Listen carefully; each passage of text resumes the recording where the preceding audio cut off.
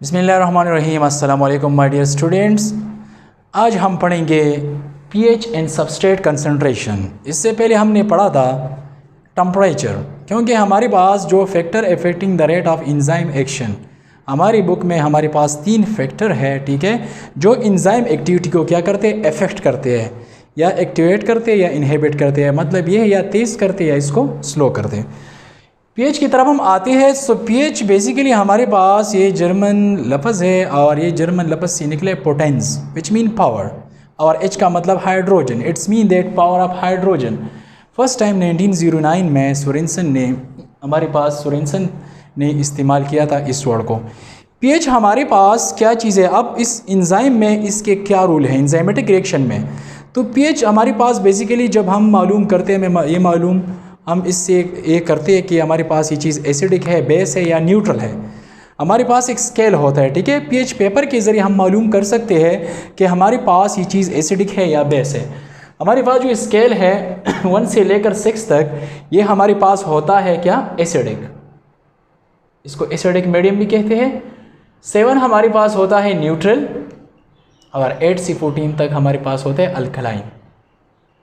Okay. तो अब हमारे पास हमारी बॉडी में मुख्तलिफ़ किस्म के एंजाइम पाए जाते हैं, ठीक है। अगर हमारे पास इसका पीएच ज़्यादा हो जाए, फॉर एग्जांपल ये एसिडिक है, एसिडिटी ज़्यादा हो जाए तो बंदे को क्या होता है, प्रॉब्लम होता है, ठीक है।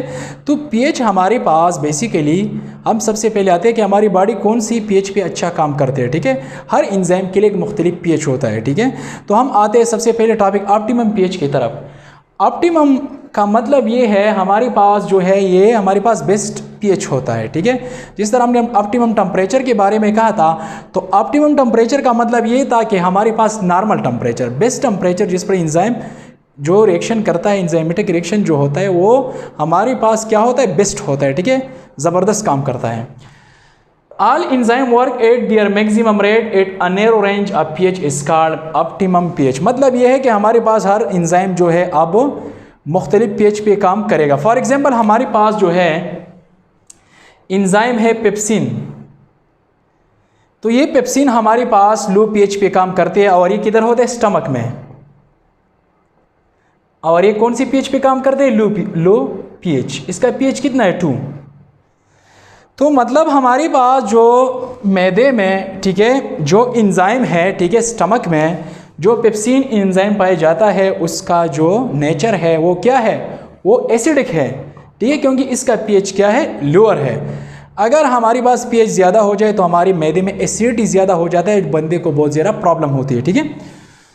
अब हम आते हैं ट्राइप्सिन एंजाइम की तरफ। ट्राइप्सिन, अब हमारे पास ये ट्राइप्सिन एंजाइम जो है ये हाई पीएच पे काम करता है।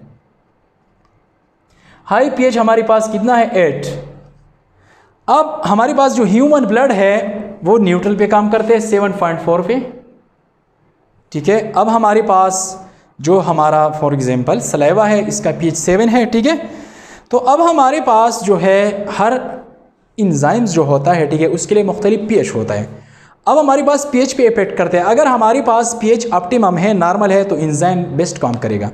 अगर उसमें चेंज आएगा, चेंज हमारे पास क्या है, a slight change in this pH causes retardation in enzymatic activity or block its completely। मतलब ये है कि अगर हमारे पास एंजाइम जो है, ठीक है, उसकी pH में चेंज आता है, ठीक है, तो इसका मतलब ये है कि जो एंजाइमेटिक रिएक्शन है या एंजाइमेटिक एक्टिविटी है उस पर असर होगा, उसमें चेंज आएगा, या हमारे पास वो डिक्रीज होगा, रिटार्डेशन मीन डिक्रीज, और या इट्स कम्प्लीटली, या ब्लॉक इट्स कम्प्लीटली, या हमारे पास होगा ब्लॉक कम्प्लीटली। क्योंकि अगर हमारे पास इनहिबिटर भी होते हैं, ठीक है, अगर ये ब्लॉक नहीं होता तो बंदे को जो है, ठीक है, ह्यूमन में जो अंदर एंजाइम होता है, ठीक है, उसमें फिर बड़ा मसला बन जाता है। अब हमारे पास ये, अगर आप ये ग्राफ को देख ले, ग्राफ मीन्स रिलेशन होता है, ठीक है। हमारे पास किसके साथ ये हमारे पास रिलेशनशिप किसके साथ है, ठीक है, या रिलेशनशिप किसके दरमियान है। हमारे पास rate of enzymatic reaction, okay, या rate of enzyme catalyse reaction, या पीएच। कैटालाइज रिएक्शन का मतलब ये है कि उसमें कैटलिस्ट शामिल होता है, ठीक है। तो अगर आप इधर देख ले तो हमारे पास पीएच क्या है, पीएच हमारे पास क्या है, ऑप्टिमम है, नॉर्मल है। तो एंजाइमेटिक एक्टिविटी हमारे पास इंक्रीज होता है, बेस्ट होता है, ठीक है। तो हमारे पास ये ऑप्टिमम पीएच है, ये ऑप्टिमम पीएच है, ठीक है। अगर हमारे पास इनसे ज़्यादा हो जाता है तो ऑटोमेटिकली रिटार्डेशन होता है या कम्प्लीटली ब्लॉक। तो हमारे पास जो बेस्ट, ठीक है, हमारे पास, ठीक है, बेस्ट जो इंजाइम करता है, ठीक है, हमारे पास वो क्या है, हर इंजाइम के लिए एक मुख्तलिफ हमारे पास क्या है, टेम्परेचर है, पीएच है, सॉरी। तो अब हमारे पास बेस्ट पीएच जो है वो कितना है, 6 से 8 तक। इस तरह टेम्परेचर भी हमारे पास बेस्ट जो होता है वो क्या होता है, 37 डिग्री सेंटीग्रेड। 35 से हमारे पास 37 तक होता है, लेकिन 37 बेस्ट होता है। इस तरह हमारे पास पीएच जो है 6 से 8 तक है हमारे पास, ये बेस्ट पीएच है, ठीक है, और हर इंजाइम के लिए मुख्तलिफ पीएच है, ठीक है। अब हम आते हैं किसकी तरफ, तीसरे टॉपिक की तरफ, सबस्ट्रेट कंसंट्रेशन। अगर हमारे पास एक कंसंट्रेशन है, ठीक है, उसमें हमारे पास क्या है, उसमें हमारे पास जो है सबस्ट्रेट है। सबस्ट्रेट कंसंट्रेशन इसलिए कहते हैं कि इसमें सबस्ट्रेट ज़्यादा होता है, ठीक है। If there are enzyme molecules, okay, हमारे पास enzyme molecule with vacant active site in increase in substrate concentration will increase the rate of what reaction. जितने हमारे पास सबस्ट्रेट ज़्यादा होंगे हमारे पास रिएक्शन क्या होगा, तेज़ होगा, लेकिन इसका एक ख़ास मकदार होगा, ठीक है।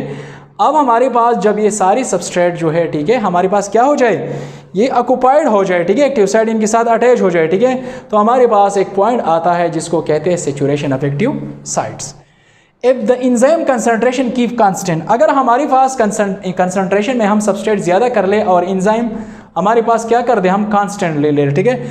आपने फॉर एग्जांपल 19 ले लिया, 20 ले ली, 8 ले ली, 10 ले ली, ठीक है। तो इंजाइमेटिक रिएक्शन में हमारे पास अगर ये कंसंट्रेशन में आपने इंजाइम क्या ले ली, कांस्टेंट, और सबस्ट्रेट क्या हमारे पास ज़्यादा है, so enzymatic concentration keep constant in the amount of substrate increase. अगर हमारे पास अमाउंट ऑफ सबस्ट्रेट क्या है, इंक्रीज है हमारे पास, तो रिएक्शन तेज़ होगा। जब हमारे पास रिएक्शन तेज़ होगा, लेकिन एक पॉइंट आएगा जो ये सारे सबस्ट्रेट क्या हो जाएंगे, ठीक है, ये हमारे पास क्या हो जाएंगे, एक्टिव साइट जो है सारे सबस्ट्रेट को क्या करेंगे, ऑक्युपाइड करेंगे, ठीक है। हमारे पास जितनी भी सबस्ट्रेट है सारे ऑक्युपाइड हो जाएंगे, तो उस पॉइंट को हम क्या कहते हैं, सेचुरेशन ऑफ एक्टिव साइट्स। तो सेचुरेशन एक्टिव साइट जो आता है, जो फर्दर हमारे पास रिएक्शन फिर क्या हो जाता है, क्योंकि सबस्ट्रेट क्या हो गए, सारे ऑक्युपाइड हो गए, तो अब हमारे पास रिएक्शन क्या होगा, स्लो होगा, ठीक है, और आखिर में क्या हो जाएगा, स्टॉप हो जाएगा, ठीक है। इधर अगर आप देख ले, ग्राफ देख लें, हमारे पास ग्राफ है, ठीक है। अब हमारे पास इस ग्राफ में अगर आप लोग देख ले तो ये सबस्ट्रेट कंसंट्रेशन है, ठीक है, और इधर हमारे पास जो है क्या है, हमारे पास जो है कैटालाइज रिएक्शन है, ठीक है।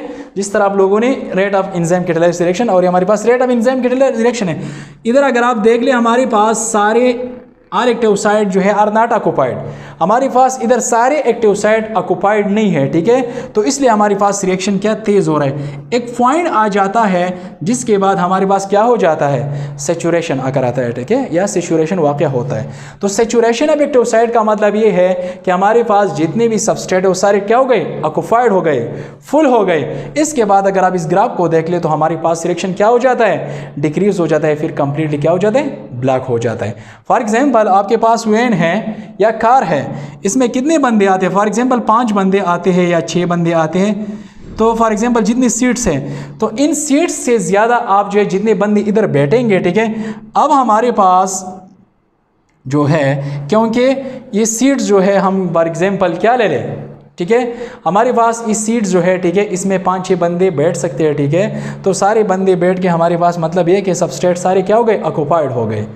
सब सारे ऑक्युपाइड हो गए तो इसमें और बंदे तो नहीं आते, सेचुरेशन आकर आ जाए, इसमें और बंदे नहीं आते, ठीक है। तो इसी तरीके से हमारे पास सबस्ट्रेट कंसंट्रेशन जो है, इसमें सबस्ट्रेट ज़्यादा होता है, एंजाइम हम कांस्टेंट रखते हैं। तो इसमें हमारे पास क्या हो जाते हैं, अगर सारे सबस्ट्रेट हमारे पास ऑक्युपाइड हो जाए, ठीक है, एक्टिव साइट आ जाए, इनके साथ अटैच हो जाए, एक्टिव साइट आप जानते हो बाइंडिंग साइट है, ठीक है, हमारे पास जो है बाइंडिंग साइट है, तो सारे एक्टिव साइट इधर क्या हो जाए, ठीक है, जितने सबस्ट्रेट है, ठीक है, उसको ऑक्युपाइड करेंगे, और इसके बाद हमारे पास आप देखिए रिएक्शन तेज़ हो जाएगा, लेकिन पॉइंट आएगा जब सारे एक्टिव साइट जो है वो क्या हो जाएंगे बेटा, हमारे पास फुल हो जाएंगे। ऑक्युपाइड मतलब ये है कि हमारे पास अब all of the active site of the enzyme हमारा ऑक्युपाइड हो जाए, तो इसके बाद हमारे पास एक पॉइंट आ जाता है, और उस पॉइंट को क्या कहते हैं, सेचुरेशन, ओके। और ये मतलब क्या है, एक्टिव साइट की वजह से आता है, तो इसलिए हम कहते हैं saturation of active site when all of the active site are occupied, okay, any more substrate molecule do not find free active site, और फ्री एक्टिव साइट नहीं है, this point is called saturation of active site. तो ये हमारा पास topic ख़त्म हो गया इंशाल्लाह, ठीक है। हम नेक्स्ट टॉपिक में इंशाल्लाह फिर जो है, ठीक है, बताएंगे कि मोड ऑफ एंजाइम एक्शन या mechanism of enzyme action, enzyme का एक्शन जो है वो किस तरह होता है। आप लोग का होमवर्क ये है, ठीक है, कि आप लोगों ने पीएच को स्टडी करना है, ठीक है, और हमारे पास पीएच पे एक थोड़ा सा शॉर्ट नोट लिखना है, और इसके साथ हमारे पास सबस्ट्रेट ये भी आप लोगों ने इस पर भी एक शॉर्ट नोट लिखना है, ठीक है। ओके, अल्लाह हाफिज़।